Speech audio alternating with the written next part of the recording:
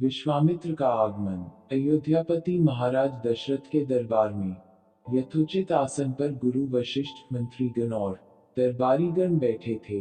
अयोध्या नरेश ने गुरु वशिष्ठ से कहा, हे गुरुदेव, जीवन तो क्षणभंगुर है और मैं वृद्धावस्था की ओर अग्रसर होते जा रहा हूँ। राम, भरत, लक्ष्मण और शत्रुघ्न चारों ही राजकुमार अब वयस्क भी हो चुके हैं।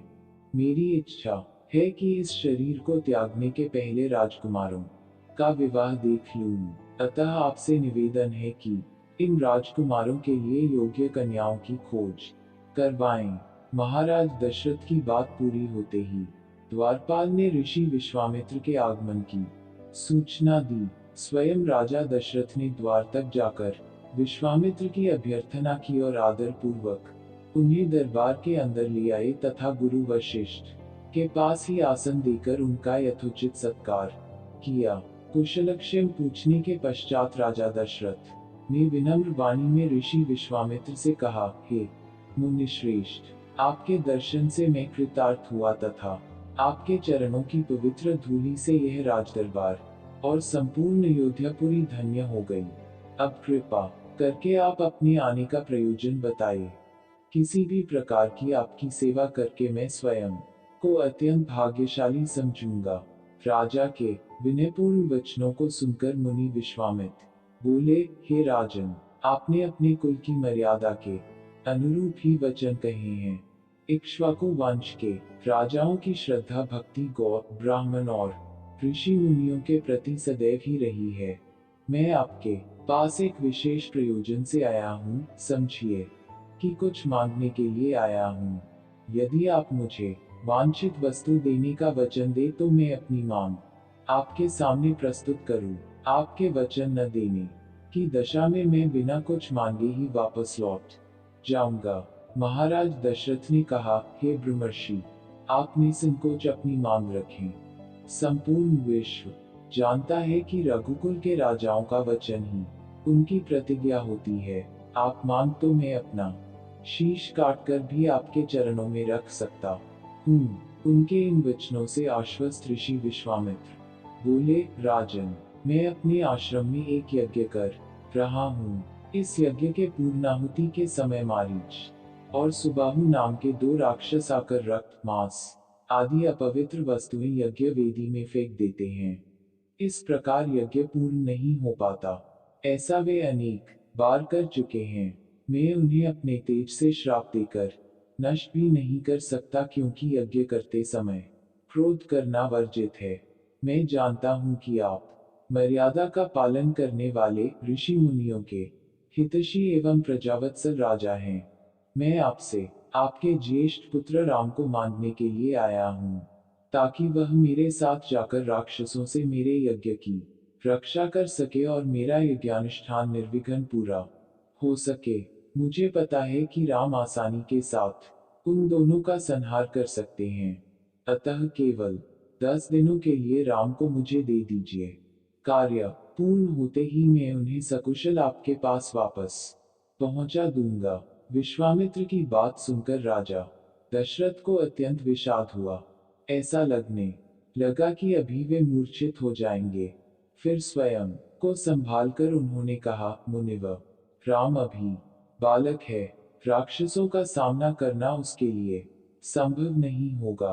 आपके यज्ञ की रक्षा करने के लिए मैं स्वयं ही जाने को तैयार हूँ। विश्वामित्र बोले, राजन, आप तनिक भी संदेह न करें कि राम उनका सामना नहीं कर सकते। मैंने अपने योगबल से उनकी शक्तियों का अनुमान लगा लिया है। आप निश्चिंत होकर राम को मेरे साथ भेज दीजिए।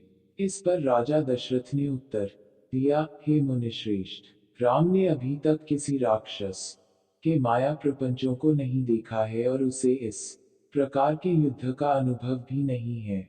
जब से उसने जन्म लिया है, मैंने उसे अपनी आंखों के सामने से कभी ओझल भी होने नहीं दिया है। उसके वियोग से मेरे प्राण निकल जावेंगे। आपसे विनय है कि कृपा करके मुझे ससैन्य चलने की आज्ञा दें। पुत्र मोह से ग्रसित होकर राजा दशरथ को अपनी प्रतिज्ञा से विचलित होते देख ऋषि विश्वामित्र आवेश में आ गए। उन्होंने कहा, राजन, मैं नहीं जानता था कि रघुकुल में अब प्रतिज्ञा पालन करने की परंपरा समाप्त हो गई है। यदि जानता होता तो मैं कदापि नहीं आता। लो मैं अब चला जाता हूँ।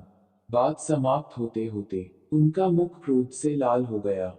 विश्वामित्र को इस प्रकार क्रुद्ध होते देखकर दरबारी एवं मंत्रीगण भयभीत हो गए और किसी प्रकार के अनिष्ट की कल्पना से वे कांप उठे। गुरु वशिष्ठ ने राजा को समझाया, हे राजन, पुत्र के मोह में ग्रसित होकर रघुकुल की मर्यादा, प्रतिज्ञा पालन और सत्यनिष्ठा को कलंकित मत कीजिए। मैं आपको परामर्श देता हूं कि आप राम के बालक होने की बात को भूलकर एवं निशंक होकर राम को मुनिराज के साथ भेज दीजिए। महामुनि अत्यंत विद्वान, नीति निपुण और अस्त्र शस्त्र के ज्ञाता हैं। मुनिवर के साथ जाने से राम का किसी प्रकार से भी अहित नहीं हो सकता, उल्टे वे इनके साथ रहकर शस्त्र और शास्त्र विद्याओं में अत्यधिक निपुण हो जाएंगे तथा उनका कल्याण ही होगा। गुरु वशिष्ठ के वचनों से आश्वस्त होकर राजा दशरथ ने राम को बुला भेजा। राम के साथ साथ लक्ष्मण भी वहां चले आए।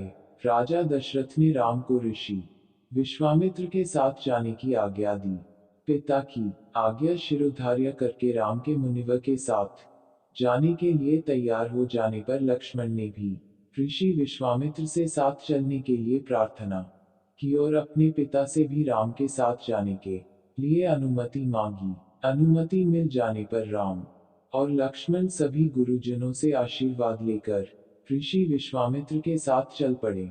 समस्त अयोध्या वासियों ने देखी मंदधीर गति से जाते हुए मुनिश्रेष्ठ विश्वामित्र के पीछे पीछे कंधों पर धनुष और तरकस में बाण रखे दोनों भाई राम और लक्ष्मण ऐसे लग रहे थे मानो ब्रह्मा जी के पीछे दोनों अश्विनी कुमार चले जा रहे हों। अद्भुत कांति से युक्त दोनों भाई गोह की त्वचा से बने दस्ताने पहने हुए थे। हाथों में धनुष और कटी में तीक्ष्ण धार वाली कृपाणें शोभायमान हो रही ही। ऐसा प्रतीत होता था मानो स्वयं शौर्य ही शरीर धारण करके चले जा रहे हों।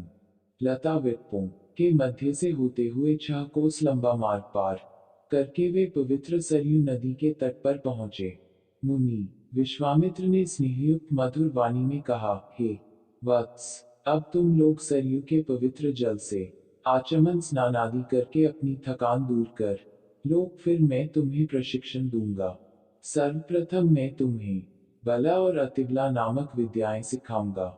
इन विद्याओं के विषय में राम के द्वारा जिज्ञासा प्रकट करने पर ऋषि विश्वामित्र ने बताया, ये दोनों ही विद्याएं असाधारण हैं। इन विद्याओं में पारंगत व्यक्तियों की गिनती संसार के श्रेष्ठ पुरुषों में होती है। विद्वानों ने इन्हें समस्त विद्याओं की जननी बताया है। इन विद्याओं को प्राप्त करके तुम भूख और प्यास पर विजय पा जाओगे। इन तेजोमय विद्याओं की सृष्टि स्वयं ब्रह्मा जी ने की है। इन विद्याओं को पाने का अधिकारी समझ कर मैं तुम्हें इन्हें प्रदान कर रहा हूँ। राम और लक्ष्मण के स्नानादि से निवृत्त होने के पश्चात विश्वामित्र जी ने उन्हें इन विद्याओं की दीक्षा दी। इन विद्याओं के प्राप्त हो जाने पर उनके मुखमंडल पर अद्भुत कांति आ गई। तीनों ने सरयू तट पर ही विश्राम किया। गुरु की सेवा करने के पश्चात दोनों भाई तृण शैयाओं पर सो गए।